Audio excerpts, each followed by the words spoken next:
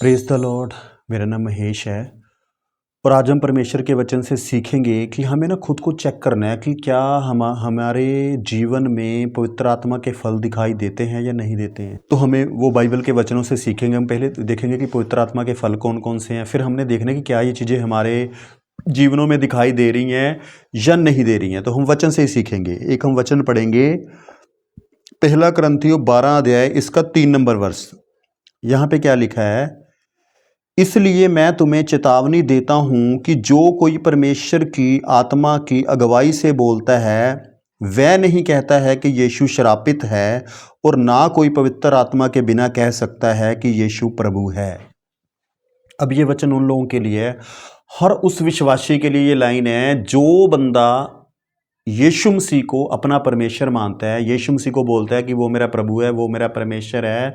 तो बाइबल कह रही है कि वो अगर ये लाइन बोल रहा है तो इसका मतलब उसके पास पवित्र आत्मा है, क्योंकि जिसके पास पवित्र आत्मा नहीं है वो ये लाइन नहीं बोल सकता। जो भी बंदा ये लाइन बोल रहा है कि यीशु परमेश्वर है, प्रभु यीशु ने मेरे पापों के लिए लहू बहाया है, वो क्या है, वो ही बंदा मतलब कि उसके पास क्या है, पवित्र आत्मा है। बिना पवित्र आत्मा के कोई ये लाइन नहीं बोलेगा। अगर वो ये लाइन बोल रहा है कि यीशु मेरा परमेश्वर है, तो यीशु प्रभु है, तो इसका मतलब उसके पास पवित्र आत्मा है। और कोई भी बंदा ये शब्द नहीं बोल सकता, प्रभु यीशु को नहीं बोल सकता कि यीशु श्रापित है। वह नहीं कहता कि यीशु श्रापित है। मतलब परमेश्वर का वचन हमें ये सिखा रहा है कि जो बंदा ये लाइन बोल रहा है यीशु परमेश्वर है, उसके पास पवित्र आत्मा है। बिना पवित्र आत्मा के कोई ये लाइन नहीं बोल सकता। जैसे बहुत सारे लोगों को डाउट होता है कि हमारे पास पवित्र आत्मा है या नहीं है, तो ये वचन क्लियर कर रहा है। अगर आप अपने मुंह से ये अंगीकार कर रहे हो कि यीशु प्रभु है, यीशु परमेश्वर है, इसका मतलब ये है कि आपके अंदर पवित्र आत्मा है।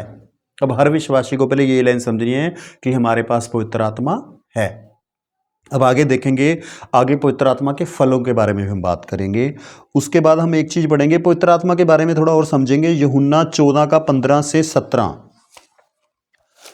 यूहन्ना 14 अध्याय 15 से 17।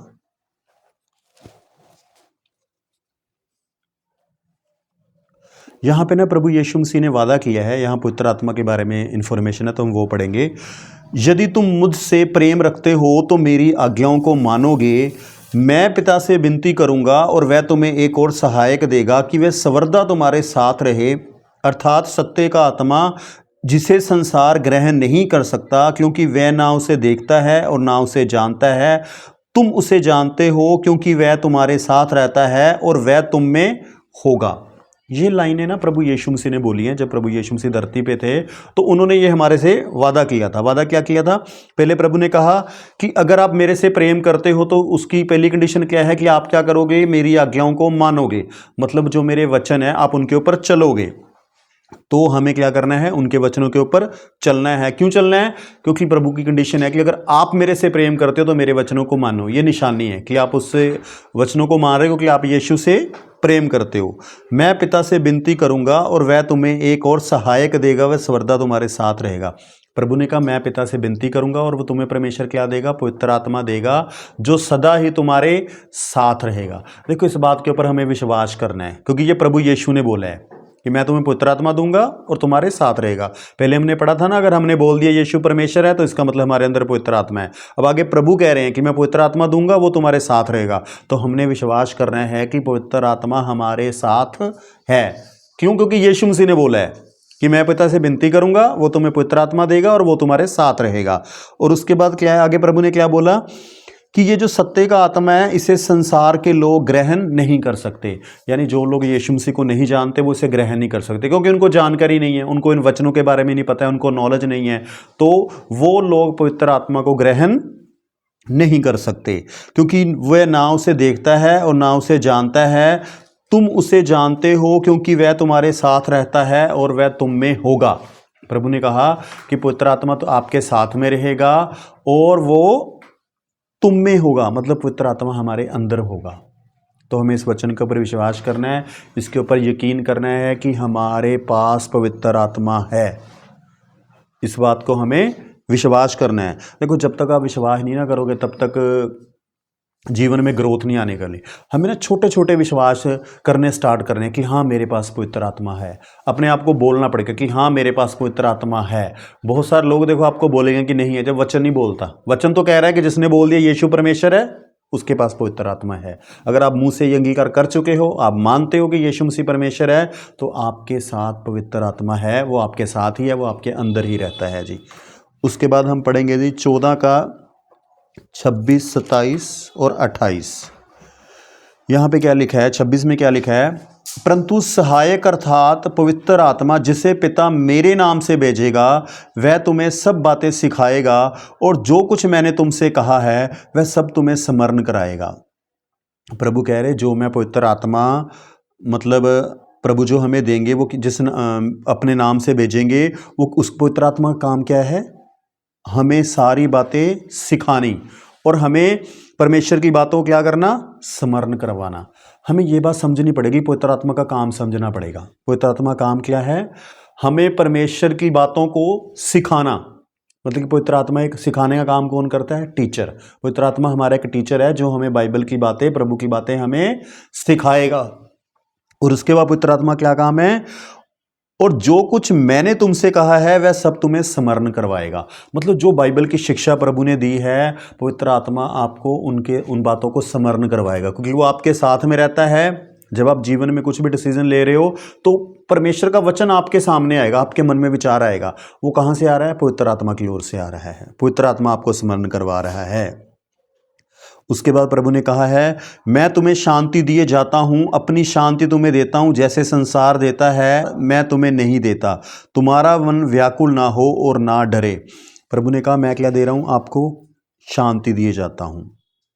इस बात के ऊपर ना हमें विश्वास रखना है कि प्रभु ने हमें अपनी शांति दे रखी है। ये लाइनें मैंने बहुत सारे लोगों को सुना है जो प्रभु को नहीं जानते। उनके मन में एक बात आती है, उनके मन में एक बात आती है कि हमारे पास शांति नहीं है, हमारे पास शांति नहीं है। प्रभु ने कहा मैंने तुम्हें अपनी शांति दे दी है और मेरे पास प्रभु की बहुत शांति है। इसके लिए प्रभु का धन्यवाद हो। हमें विश्वास करना पड़ेगा इस बात के ऊपर कि हाँ प्रभु ने हमें शांति दे रखी है और हमारे पास शांति है। अपने ना मुंह के शब्दों का ध्यान रखना है। हमें कभी नहीं बोलना कि हमारे पास शांति नहीं है, हमारे पास शांति नहीं है, क्योंकि प्रभु कह रहे हैं कि मैं तुम्हें शांति दिए जाता हूं। तो आप विश्वास करो ना, प्रभु ने हमें शांति दे दी है। जैसे संसार देता है मैं नहीं देता।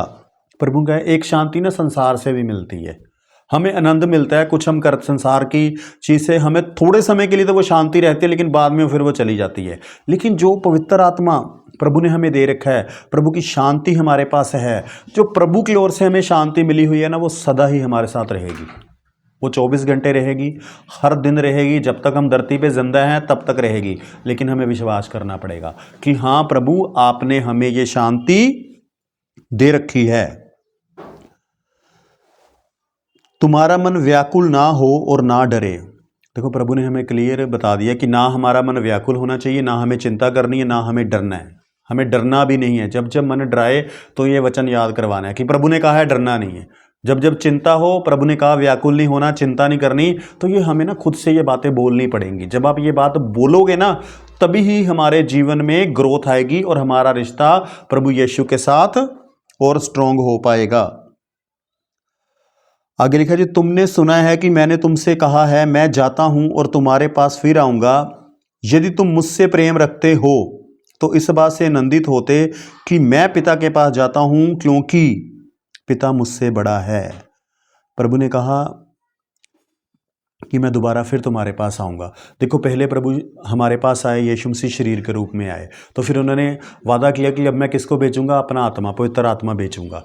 वो पवित्र आत्मा जो सदा हमारे साथ रहेगा। किस वो आएगा कहाँ से? पिता की ओर से। यानी प्रभु कह रहे मैं पिता के पास जा रहा हूँ, तुम्हें अनाथ नहीं छोड़ूंगा। देखो प्रभु ने हमें अनाथ नहीं छोड़ा। पिता के पास जाएंगे, उनसे विनती करेंगे कि संसार के लोगों को अपना आत्मा दो, और पवित्र आत्मा धरती पे हमारे साथ में आके रहेगा। अब आगे ना हमें खुद को चेक करना है कि क्या हमारे जीवनों में पवित्र आत्मा के फल दिखाई दे रहे हैं। अब ये तो हमें समझ में आ गया कि पवित्र आत्मा हमारे साथ है और वो हम में रहता है। आगे हम देखेंगे कि उसके फल हमारे जीवन में दिखाई दे रहे हैं कि नहीं दे रहे। आगे हम एक वचन और पढ़ेंगे, गलातियों 5 का 19 से लेके 23 तक। इसको ना आप 3-4 बार पढ़ो। आप इस गलातियों के ना चैप्टर को आप 3-4 बार पढ़ो। ये मेरा फेवरेट वचन है, मुझे बड़ा पसंद है ये। गलातियों 5 अध्याय, इसका 19 से लेके 23 तक। 19 में लिखा है, यहाँ पे ना शरीर के और आत्मा के दोनों के कामों के बारे में लिखा हुआ है। हम दोनों के बारे में डिस्कस करेंगे।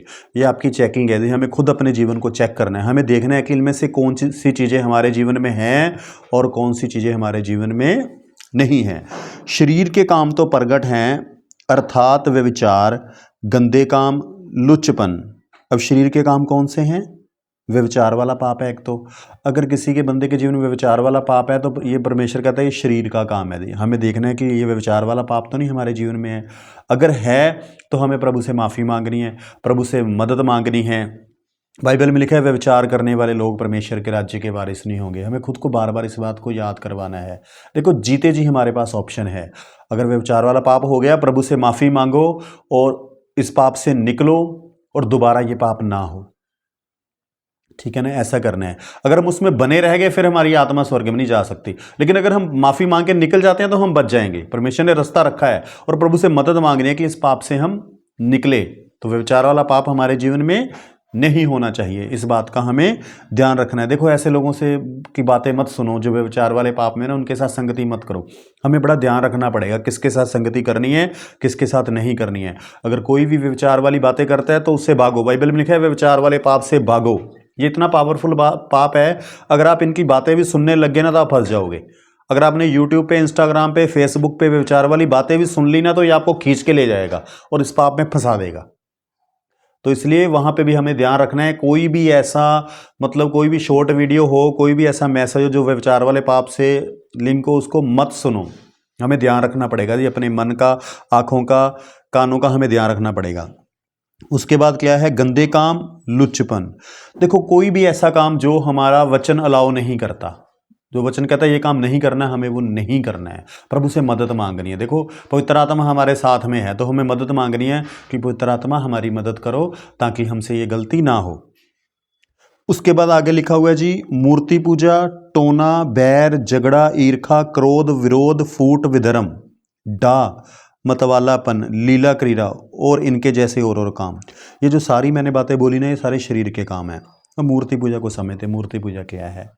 देखो मूर्ति पूजा का मतलब कोई भी ऐसी चीज जो परमेश्वर का स्थान ले जाए, वो वर्षिप मूर्ति पूजा कहलाती है। कि कोई भी चीज जो परमेश्वर का स्थान ले जाए। आज हमारे लिए सबसे ज्यादा बड़ी मूर्ति हमारे लिए पता कौन सी बनी? वो हमारा फोन बना हुआ है। परमेश्वर से ज्यादा समय हम इसको देने में लगे हुए हैं। बहुत सारा समय इसके ऊपर वेस्ट हो रहा है।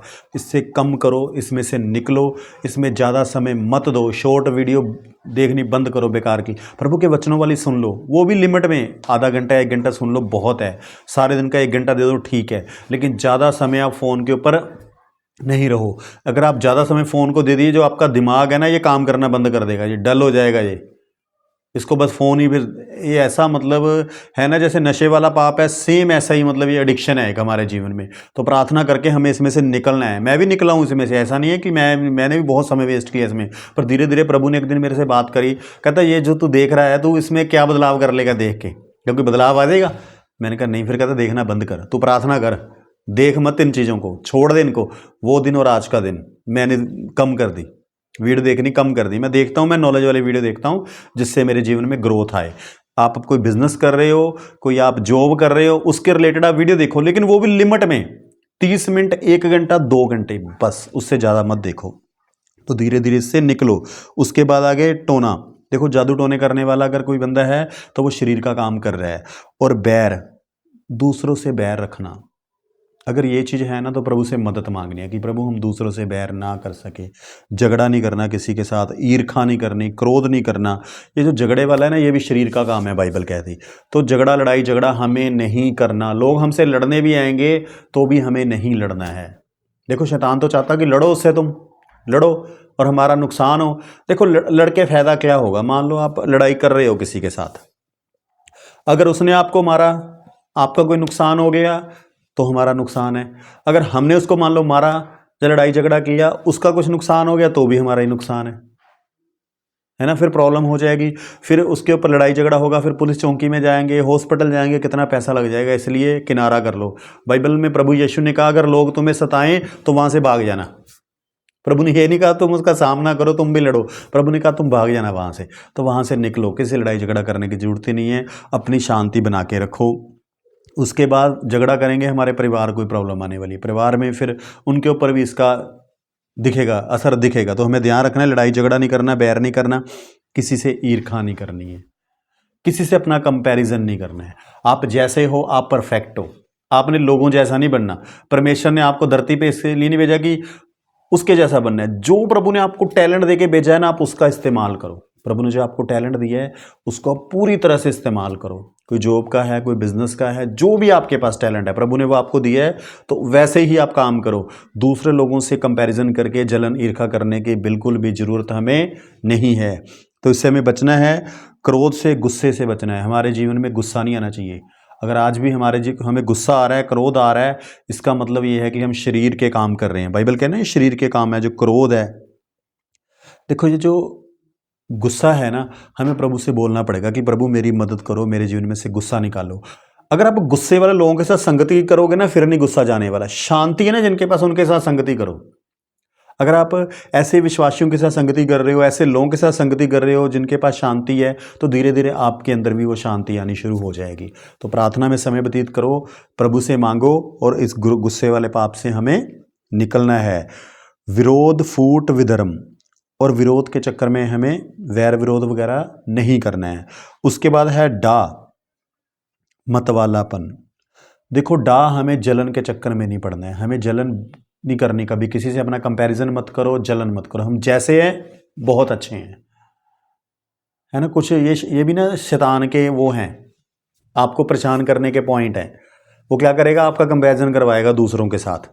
वो देख कैसा है, तू ऐसा नहीं है, मैं जैसा हूँ सबसे बेहतर हूँ, मैं अपना किसी के साथ मुझे कंपैरिजन नहीं करना है। ये चीज़ हमें अपने अंदर लेके आनी पड़ेगी कि हमें किसी के साथ भी अपना कंपैरिजन नहीं करना है। प्रभु ने हमें सबसे उत्तम बनाया है, परमेश्वर ने हमें अपने स्वरूप में रचा है। जो टैलेंट आपके साथ है, हो सकता है उस बंदे के पास ना हो। आप देखो ना, आपको प्रभु ने क्या टैलेंट दिया है। अब मुझे प्रभु ने टैलेंट दिया है, मैं बातचीत कर सकता हूँ, लोगों से बोल सकता हूँ, मैं परमेश्वर का वचन सुना सकता हूँ, बाइबल पढ़ सकता हूँ, तो मैं उनकी ओर ध्यान दूँ ना। अब मैं दूसरे लोगों की से साथ कंपैरिजन करता रहूँ कि उसने ये ग्रोथ कर ली, वो चीज़ों में हमें नहीं पड़ना है। तो हमें ईर्खा वगैरह, डा वगैरह नहीं करनी। मतवालापन मतलब हमें नशा नहीं करना, नशा करके इन चीज़ों से हमें बचना है। नशे वाले लोगों के साथ हमें संगति बिल्कुल भी नहीं करनी है। अगर आप उनके साथ संगति करोगे तो धीरे धीरे क्या होगा कि आप भी उस जाल में फंस सकते हो, आपको भी आदत लग सकती है नशे वाले पाप की। तो इसलिए नशे वाले लोगों से दूर रहिए। बाइबल मना करती है कि नशा करके मतवालापन हमारे जीवन में नहीं होना चाहिए। और लीला कीड़ा और इनके जैसे जैसे और भी काम हैं। तो ये सारे काम जो मैंने आपको बताए हैं, ये सारे शरीर के काम हैं। अगर आपके पास पवित्र आत्मा है तो ये फिर आपके जीवन में नहीं दिखेंगे ये काम।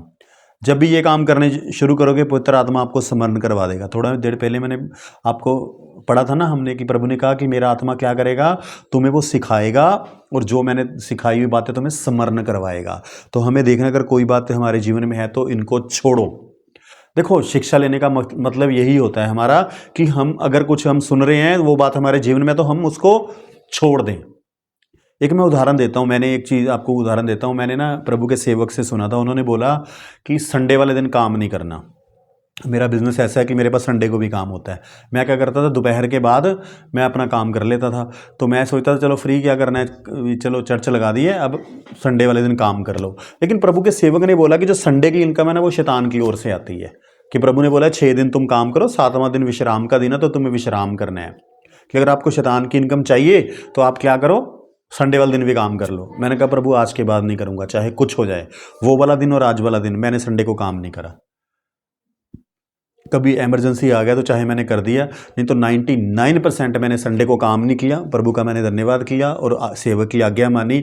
आज मेरी इनकम उससे ज़्यादा ही है, कम नहीं हो रही। पहले मैं संडे भी कर लेता था तो इनकम कम होती थी, आज इनकम उससे ज़्यादा ही हो रही है। तो इसलिए हमें क्या करना है, कोई वचन हमारे जीवन में अगर लग रहा है कि कमियां हैं, तो प्रभु के सेवक अगर बता रहे हैं तो उसको उसमें से निकलना है, हमें छोड़ना है। उसके बाद हम आगे पढ़ेंगे जी, और यहाँ पे लिखा कि अगर ये चीज़ें आपके अंदर है ना, तो इनके विषय में मैं तुमसे पहले से कह देता हूँ कि जैसे पहले कह भी चुका हूँ कि ऐसे ऐसे काम करने वाले परमेश्वर के राज्य के वारिस ना होंगे। देखो प्रभु का वचन कह रहा है कि अगर ये चीज़ें, ये काम आपके जीवन में ये पाप दिखा रहे हैं तो स्वर्ग में एंट्री नहीं होगी हमारी। लेकिन जीते जी हमारे पास ऑप्शन है कि अगर हम इनको छोड़ दें, परमेश्वर का यही सिस्टम है कि हम इनसे मन फिराएं, हम इन पापों से निकलें। हम ऐसे लोगों के साथ संगति कीजिए जो प्रभु के लोग हैं, अच्छे और सच्चे हैं, जो वचन के ऊपर चलते हैं, तो धीरे धीरे आप भी चलने लग जाएंगे। देखो एक ना अपने अंदर चीज लेके आओ, आज्ञा को मानने वाले और सीखने वाले। हमें दो काम करने हैं, आज्ञा को मानने वाले और सीखने वाले। प्रभु से प्रार्थना करो, प्रभु आपको अच्छा गाइड करने वाला पर्सन दे। अगर आपको एक अच्छा गाइड करने वाला पर्सन मिलेगा ना, तो वो आपको गाइड करेगा, और जब वो गाइड करेगा ना, तो क्या होगा कि आपका आत्मिक लेवल ग्रो होगा। कोई भी फील्ड है ना, प्रभु से दुआ करके आपको उस फील्ड का एक एक्सपर्ट बंदा ढूंढो। अगर आप परमेश्वर का वचन सीखना चाहते हैं, परमेश्वर के वचनों में और बढ़ना चाहते हैं, कोई बात नहीं समझ आती, तो आप हमें कभी भी कॉल कर सकते हैं। आपको मेरा नीचे मोबाइल नंबर मिल जाएगा, आप मुझे कॉल करो, मैं आपकी हेल्प कर सकता हूँ आपका आत्मिक लेवल इंक्रीज करने में। कोई वचन नहीं समझ आता मैं उसमें भी समझा दूंगा, आपके लिए प्रार्थना भी कर दूंगा। अगर कोई प्रार्थना करवाना चाहते हैं तो मैं प्रार्थना भी कर दूंगा। तो आगे क्या है, अब आत्मा के फल आपने खुद में चेक करना है क्या ये चीज़ें हैं। पर आत्मा का फल प्रेम, आनंद, शांति, धीरज, कृपा, भलाई, विश्वास, नम्रता और संयम, ऐसे ऐसे कामों के विरोध में कोई भी व्यवस्था नहीं है। अब यहाँ पे क्या लिखा है, हमें चेक करना है। अब मैंने पहले बोला आपके पास पवित्र आत्मा है, क्योंकि अगर आपने अपने मुंह से ये बोल दिया यीशु मसीह परमेश्वर है, आप मानते हो कि हाँ यीशु मसीह परमेश्वर है, तो आपके पास पवित्र आत्मा है। अब पवित्र आत्मा आपके पास है तो क्या आपके अंदर उसके फल हैं? प्रेम, आनंद। क्या आप सबसे प्रेम कर सकते हो? खुद से भी प्रेम करते हो? मैंने कुछ विश्वासियों को देखा, वो खुद से ही बड़ी नफरत करते हैं। उनसे जीवन में कुछ गलतियां हो गई और अपने आप से नफरत करते जा रहे हैं। वो गलतियां इसलिए होगी क्योंकि आपके पास ज्ञान नहीं था, इसलिए गलतियां हो गई। कोई बात नहीं, खुद को माफ करो। अब बच्चा जब चलना सीखता है, वो गिर जाता है, गिर जाता है तो माँ क्या बोलती है, बेटा तू तो गिर गया, वो फेल ही हो गया किस्म का, वो गिर गया, अब तू दोबारा से उठ नहीं सकता। नहीं, माँ बोलती कोई बात नहीं बेटा, तुम गिर गया, कोई बात नहीं, गिर गिर के चलना सीखते हैं, दोबारा फिर चल कोशिश कर। वैसे हमें ना खुद से ट्रीट करना चाहिए। जीवन में कुछ फेलियर भी हो गया है तो हमें ज्ञान नहीं था, इसलिए हम फेलियर मिल गए, तो हमें खुद से भी नफरत नहीं करनी है। खुद से ही प्रेम कीजिए, परमेश्वर से ही प्रेम कीजिए, प्रभु के बनाए लोगों से भी प्रेम कीजिए, किसी के साथ नफरत मत कीजिए। और आनंद, क्या आपके पास परमेश्वर का आनंद है? क्या जब लोग आपसे मिलते हैं, मिलने के बाद क्या वो आनंदित होके जाते हैं या दुखी होके जाते हैं? ये हमें ध्यान देना है।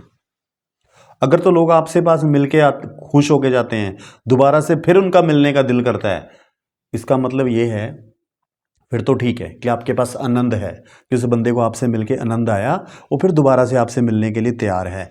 अगर दोबारा से वो आपसे मिलना नहीं चाहता, आनंदित नहीं हो रहा, इसका मतलब आनंद की कमी है हमें। तो प्रभु को बोलना है कि प्रभु मेरे जीवन में पवित्र आत्मा के फल दिखाई दें, प्रभु मेरे ऊपर दया करो। प्रभु ने कहा मांगो तो तुम्हें दिया जाएगा। मैंने मांगना है ये कि प्रभु आपने पवित्र आत्मा दे दिया, अब ये फल भी तो दो, मुझे फल दिखाओ मेरे जीवन से प्रभु। और आपको भी कोशिश करनी पड़ेगी, प्रभु से मदद भी मांगो, कोशिश भी करो। उसके बाद शांति, क्या आपके पास शांति आती है? शांति है? परिवार में से किसी ने कुछ बात बोल दी, क्या आप उसी टाइम गुस्सा आ जाता है या आप चुप रहते हो? अगर आपकी शादी हो रखी है, आपकी बीवी ने कुछ बोल दिया, उस टाइम आप क्या करते हो? उससे लड़ते हो, उत्तर देते हो, बहस करते हो, या शांत रहते हो, कहते चल कोई बात नहीं है? अगर तो ये है, इसका मतलब शांति है।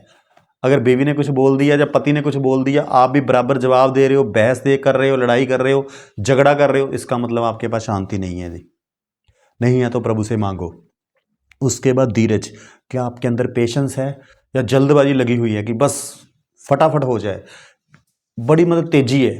देखो हमें धीरज, पेशेंस होना बहुत ज़्यादा जरूरी है।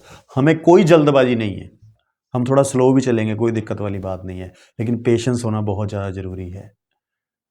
तो धीरज रखना है हमें। देखिए उसके बाद कृपा, भलाई, क्या हम दूसरों की भलाई करने के लिए तैयार रहते हैं? अगर ये चीज़ें हैं हमारे अंदर, तो इसका मतलब कि हमारे अंदर पवित्र आत्मा के फल काम कर रहे हैं। आगे आ गया विश्वास।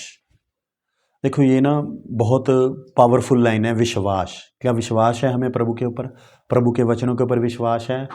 हमें विश्वास करना है, प्रभु के वादों के ऊपर हमें विश्वास करना है। अगर विश्वास की कमी है तो हमें मांगना है कि प्रभु हमारा विश्वास इंक्रीज कर। प्रभु को बोलना पड़ेगा। मैंने आप बाइबल में पढ़ो, एक जगह पे एक पर्सन आया, कहता प्रभु मेरे विश्वास को बढ़ा। हम प्रभु को बोल सकते हैं कि प्रभु मेरे विश्वास को बढ़ा। प्रभु ने कहा अगर राई के दाने के जितना विश्वास, ये छोटा सा विश्वास भी काम कर जाएगा। तो हमें प्रभु से बोलना है कि प्रभु हम प्रभु के वचनों के ऊपर विश्वास करें। हमें विश्वास करना है प्रभु के वचनों के ऊपर। नहीं हो रहा है तो प्रार्थना करो कि प्रभु मैं आपके वचनों के ऊपर विश्वास कर सकूं। उसके बाद आ गया जी नम्रता। क्या हमारे पास नम्रता है? या फिर शरीर के काम में लड़ाई झगड़ा गुस्सा? नम्रता होनी बहुत ज़्यादा ज़रूरी है। ये भी एक पवित्र आत्मा का फल है जी। और संयम, हमारे पास संयम होना भी बहुत ज़्यादा ज़रूरी है। या फिर अब मैंने एक उदाहरण से बताता हूँ, संसार के लोगों के पास ना बिल्कुल भी संयम नहीं है। वो कहते हैं पहले मैं निकलूंगा, गाड़ी वाला कहता है पहले मैं निकलूंगा, टू व्हीलर वाला कहता है पहले मैं निकलूंगा, टेम्पो वाला आ रहा है वो कहता है पहले मैं निकलूंगा, ऑटो वाला कहता है पहले मैं निकलूंगा। मैं रोड पे चलता हूँ, मैं सबको बोलता तुम निकल जाओ यार, मैं बाद में निकल लूंगा। मेरे पास इतना संयम है, प्रभु यीशु को महिमा मिले। मुझे कभी नहीं होता कि पहले मैं निकल जाऊँ, मैं कहता हूँ पहले तुम निकल जाओ, मैं आराम से चलूँगा। तो ये संयम हमारे अंदर होना बहुत ज़रूरी है। और लिखा कि ऐसे ऐसे काम के विरोध में कोई भी व्यवस्था नहीं है। तो हमें ये सारे फल हमारे जीवन में दिखाई देने चाहिए। आज के लिए इतने काफ़ी है। प्रभु आपको बहुत आशीष दे। आप इन वचनों के ऊपर चलो, आपका आत्मिक लेवल इंक्रीज हो, मुझे बड़ी खुशी होगी। ये मैसेज आपको अच्छा लगा तो आप ज़रूर लाइक करो। अगर पहली बार आप हमारे चैनल पे आए हो तो आप चैनल को ज़रूर सब्सक्राइब करो। प्रभु आपको बहुत आशीष दे। धन्यवाद।